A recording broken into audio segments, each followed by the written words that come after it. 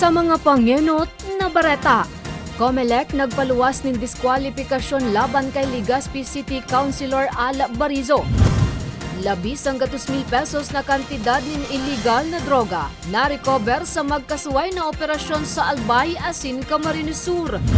Saro gadan, saro irido kan mabangga nin bus an piglulunadang motorsiklo. Early registration para sa kinder asin elementarya nagpuuna. Asin libreng tilapia fingerlings na proyekto kan apaw asin BIFAR. Pwede na aprobit saran kan mga parasira sa Albay.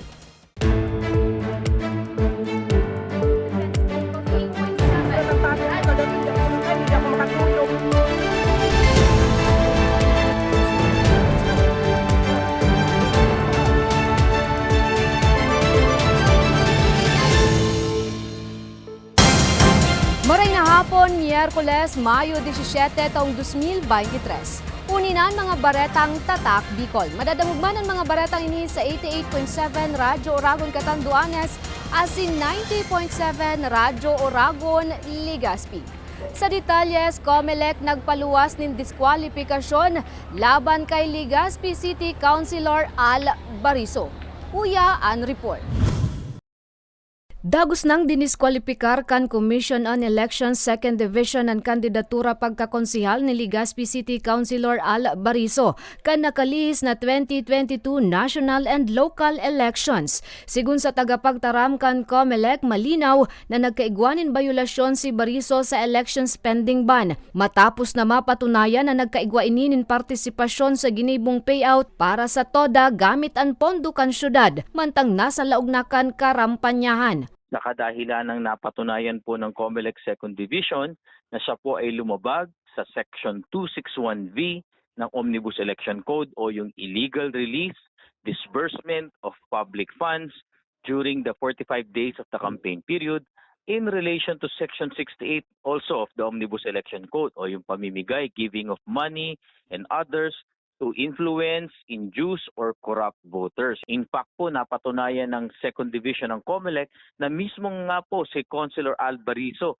pa ang nanawagan ng pagpunta po doon bilang head ng committee ng kanilang konseho. At pagkatapos po noon, siya po ay may mga Facebook post kung saan nagpapasalamat po siya dahil nga po sa suporta na tinanggap po nila. Paglilinaw sa nakang tagapagtaram bakong guilty si Barizo sa vote buying base naman sa ginibo nindang hirarom na pag-aadal sa issue.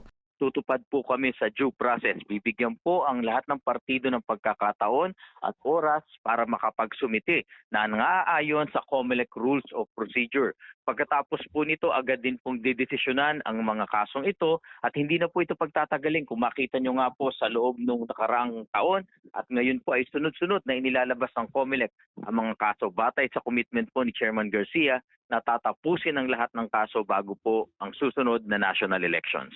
Magigirumduman nag-ugat ang disqualification case laban kay Barizo kan magsunad nin petisyon an kay tuman na kandidato pagkakonsihal kan Legazpi City na si Joseph San Juan Armugila. Enot naman na napababa sa pwesto huli sa parehong kaso ang dating gobernador na si Noel Rosal. Mantang pigahalat pa ang desisyon kan Korte Suprema sa kaso naman na hinahampang kan presenting alkalde kan syudad na si Mayor Geraldine Rosal.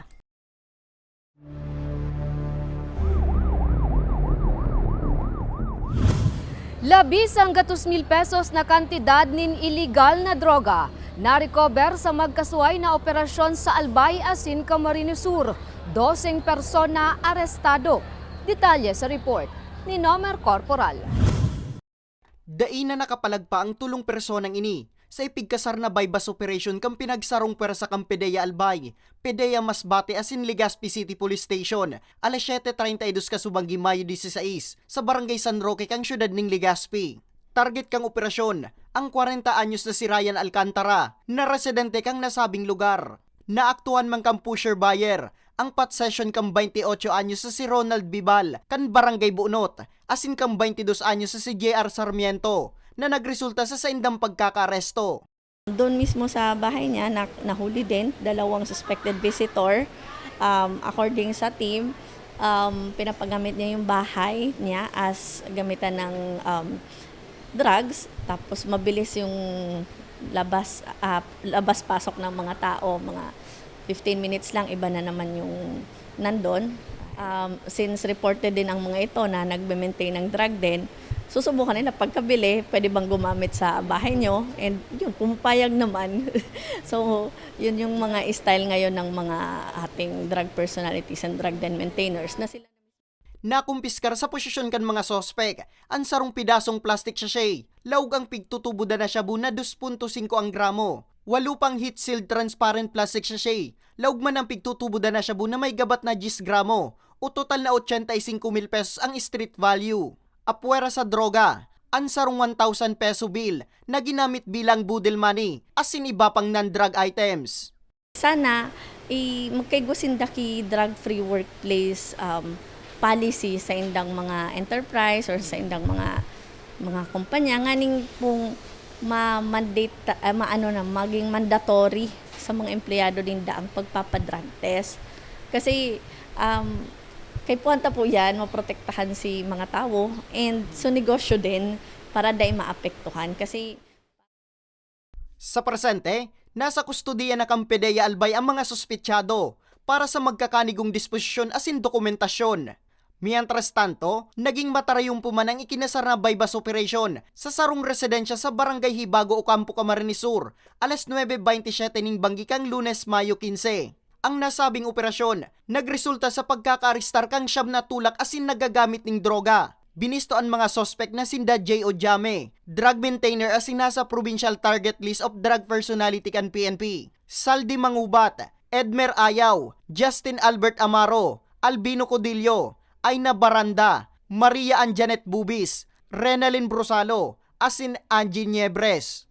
malaking bagay din po syempre yung tulong ng mga nagre-report sa atin. No? Kasi pag nag-report, yun naman yung i-surveillance. Pero itong sa Kamsur kasi, matagal na talaga siya. Considered pa nga ito sa Kamsur as provincial target list. So, it's a provincial target list. And pag sinusurveillance nila and makakuha sila ng timing, magkukonduct sila ng bypass. Nakumpiskar sa posisyon kan mga sospek ang 10 gramo ning pigtutubod na shabu o kantidad na 68,000 pesos ang street value. Ang mga sospek enterong naampang sa kasong pagbalgar sa Akta Republika 9165 o Comprehensive Dangerous Drugs Act of 2002. Para sa mga baretang tatak Bicol, Nomer Corporal. Provincial Agriculture Office kan Albay naghahanda na sa posibleng epekto kan El Nino sa mga parasira sa probinsya. Detalye sa report ni May Arango. Huli kalabing init kang panahon, para mientras na nagpaingalo muna sa gilid baybayon sakop kang kadagatan Kampuro sa Legazpi City, ang parasirang si Marcelo Buendia kan Rapu-Rapu Albay. Pwera sa init sa tahaw kang kadagatan, nagluya man subot ang darakupan ngunya ning sira. Napigtutubudan niyang posibleng epekto na kan labing init kang panahon. Kaya apwera sa pagsisira, nag-e-extra naman siya sa construction. Minsan po mga 2 days po, mga 50 kilo lang po. Takang init po ma'am, dito pa sa ng tao ma'am. Ngunyan, dakulo na, kaya dipisilo naman ngunyan ng sira. Grabe naman, nag-arana. Sigun sa Assistant Agriculturist kang Albay na si Daryl Jan Buen Consejo, kung magduro-diretso pa ang halangkaw na temperaturang kausa kang El Nino, marisulta man daini sa pagbaba kan level kan tubig sa kadagatan, na mapaluya kang oxygen, asin makausan ng fluctuating water temperatures, asin halangkaw na water salinity sa kadagatan, na mauuli sa fish kill asin iba pa. Medyo malaki din kasi pagdating po dun sa aquaculture industry natin, apektado po sila. Lalo na po ngayong panahon ng El Nino, alam naman natin na tumataas po yung init, saka bumababa po yung level ng ating mga katubigan. Kaya po, continue yung aming IEC campaign sa mga mangingisda na kung pwede po, sundin lang po nila yung itinatakda naming prescribed stocking density. Dugang pa ni Buen Consejo, pigtataya nga abuton sa lampas 26,000 na parasira, gikan sa 172 na coastal barangay sa probinsya ang posibleng maapektaran ng pagkabuhay. Kaya naman nga ni matabangan ng mga maapektaran na parasira, may mga ginigibo naman daan sa indang opisina na mga lakda nga ni mamitigar ang epekto kang El Nino. Ini sa tabang asin pagiya mandaa kang Bureau of Fisheries and Aquatic Resources. So yun pong mga fish aggregating device ng mga municipal payos na pwedeng ilaag sa mga municipal waters. Iyo po ini supadarawan kan sira. Kung saan po dyan tapos sinda papatipunon, may specific location lang na di sa lugar na ini. Dakol ang sira. Sa ibong kaini, importante man daagiraray na igwaning alternatibong hanap buhay ang mga maaapektaran na parasira. Para sa mga baretang tatak Bicol, May Arango. Saro gadan, saro irido kan mabangga nin bus an piglulunadang motorsiklo. As in early registration para sa kinder as in elementarya, nagpuuna. Yan as in iba pang bareta. Sa samuyang pagbabalik. Tucked away in the province of Albay, known for its perfectly shaped Mayon volcano, Misibis Bay Resort, a locally owned 5-hectare private island resort. The resort is ready for all those looking to balance tranquility and adventure. This tropical destination is where guests can either choose to relax under the palm trees or have an adventure under the sun. It features modern and luxurious rooms and villas, recreational facilities, and sophisticated services.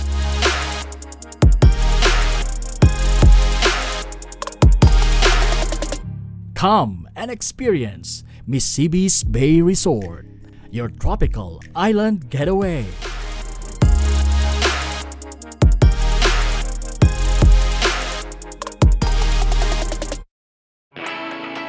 Naghahanap ka ba ng trabaho? Marunong ka bang mag-shoot ng video? Mag-edit? Magaling ka ba sa social media? Willing ka bang matuto? Graduate ng journalism o may alam na sa media? Apply na dahil naghahanap kami ng videographers para sa Camarines Norte, Sorsogon, Camarines Sur, Catanduanes at Masbate. Ipadala ang inyong resume sa actioncallcenter@gmail.com at maging pinakabagong miyembro ng aming team. Tara na! Apply na!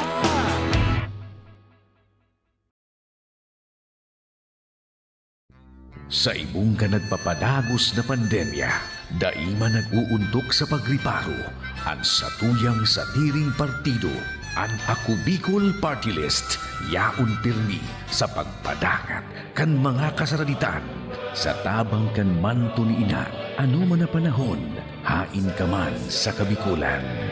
Viva la Virgen! Viva Nuestra Señora de Peña Francia!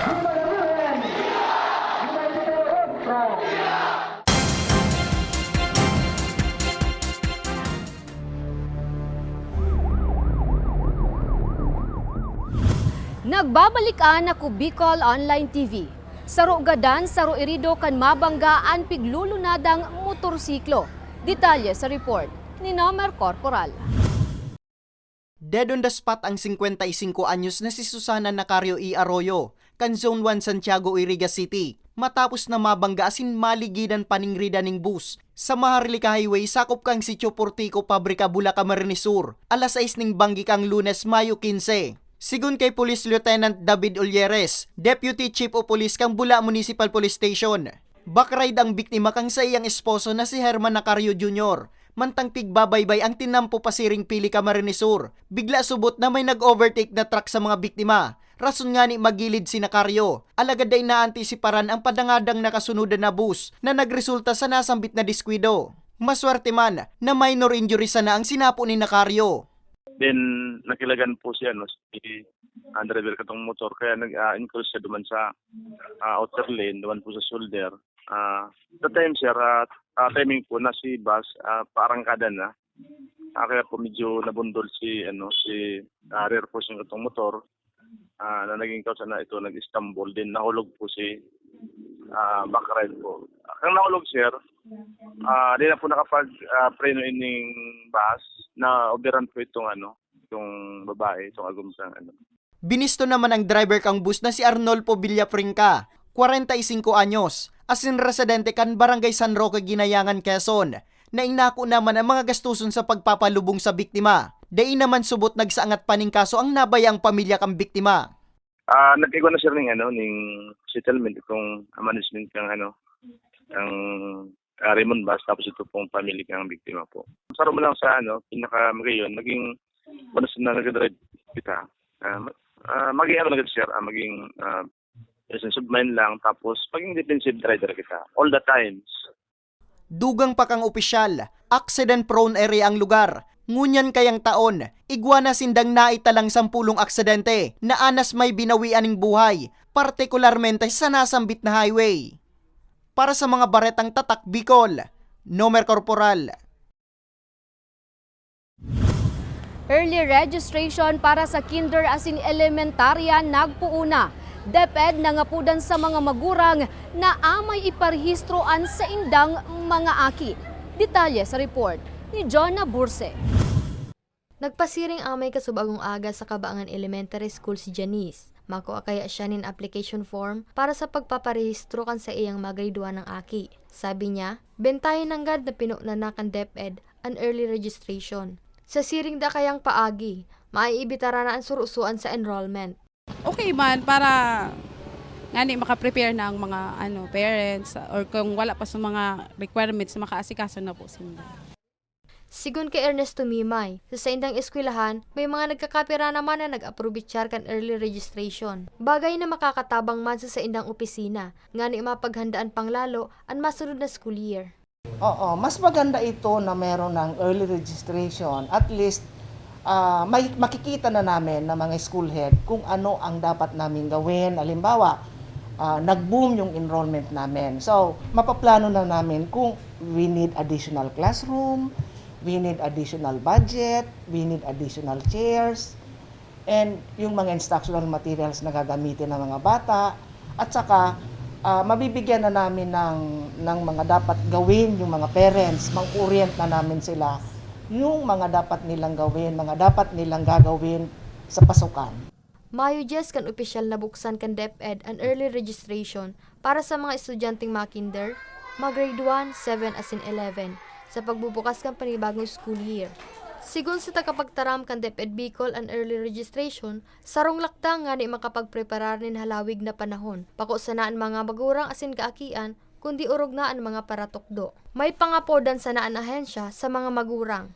The purpose of which is para makapag-anticipate ang mga schools ng kanilang mga preparations if ever may mga kailangan silang i-adjust, like sa mga resources and facilities or kaya sa mga kailangan nilang i-request sa central office or sa mga divisions nila, makapag-prepare.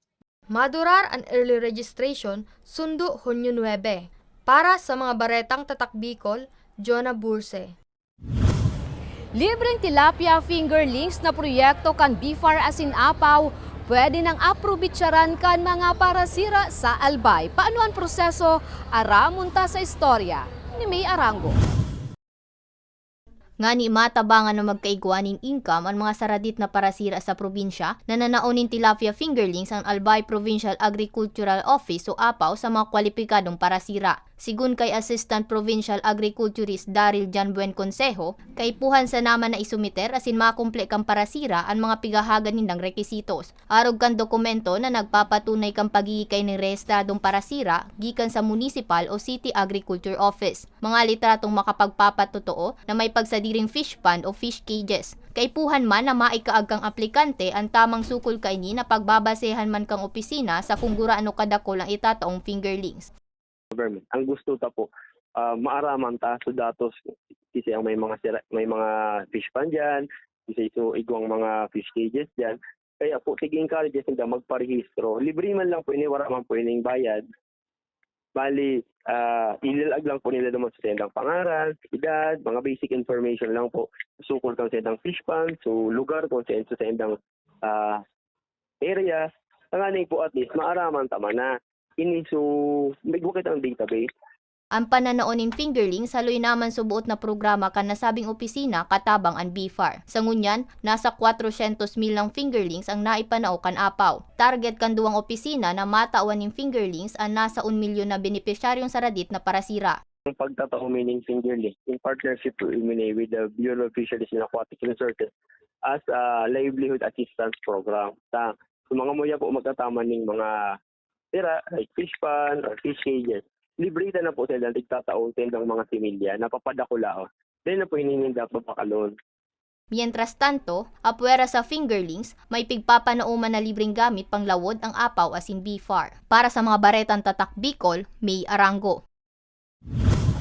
Asinyanan katiripunan kan mga baretang tatak Bicol. Ako si Jen Nunez. Salamat!